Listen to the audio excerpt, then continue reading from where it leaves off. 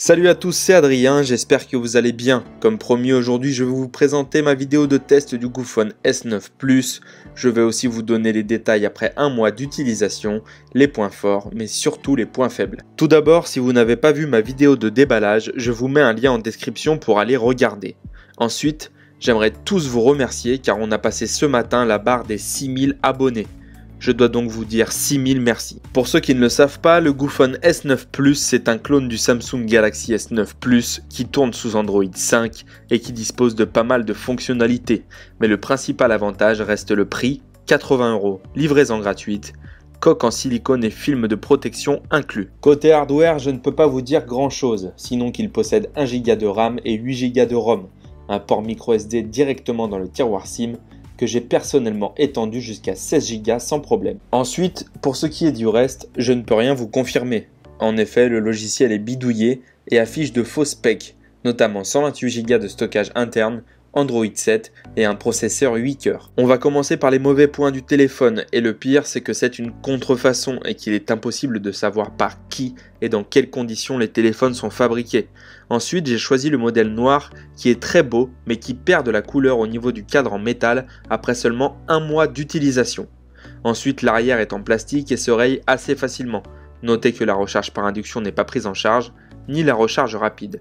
Au niveau du capteur d'empreinte, c'est une foudre de guerre, ultra rapide pour déverrouiller la bête. Mais malheureusement, n'importe quel doigt déverrouille le téléphone. J'ai même essayé avec mon nez, mon coude et même la patte de mon chat. Le téléphone se déverrouille facilement. Vous verrez sur la vidéo, j'ai même utilisé une banane afin de configurer l'empreinte. C'est vraiment hilarant, il n'y a aucune sécurité. Idem pour la reconnaissance faciale qui ne fonctionne pas du tout, je la déconseille fortement.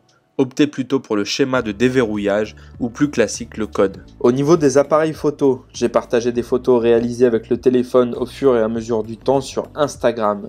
Je vous invite à aller jeter un œil, le lien est dans la description. Le double capteur photo est un faux, seul un objectif fonctionne et le pire c'est qu'après un mois d'utilisation, énormément de poussière s'est amassée dans celui-ci, le rendant inutilisable. Le capteur frontal quant à lui a l'air étanche et fonctionne bien, dans la limite du raisonnable, car les clichés sont un peu zoomés et en faible luminosité, c'est catastrophique. Le téléphone fait très bien tourner Instagram et WhatsApp par exemple, mais ne comptez pas sur lui pour Snapchat car les lags sont fréquents et les vidéos sont complètement saccadées, sans doute dû au faible processeur qui peine à faire tourner les applications trop lourdes. Les jeux en 3D sont complètement buggés, le téléphone n'est pas assez puissant. Au niveau du son, vous vous en doutez, c'est un mono, pas très puissant et le haut-parleur est vraiment dégueu. On peine à entendre une conversation. Par contre, quand vous branchez les écouteurs, le son est ultra puissant. Si vous utilisez votre smartphone avec un câble auxiliaire en voiture, c'est énorme, aucun bridage de son et c'est vraiment cool.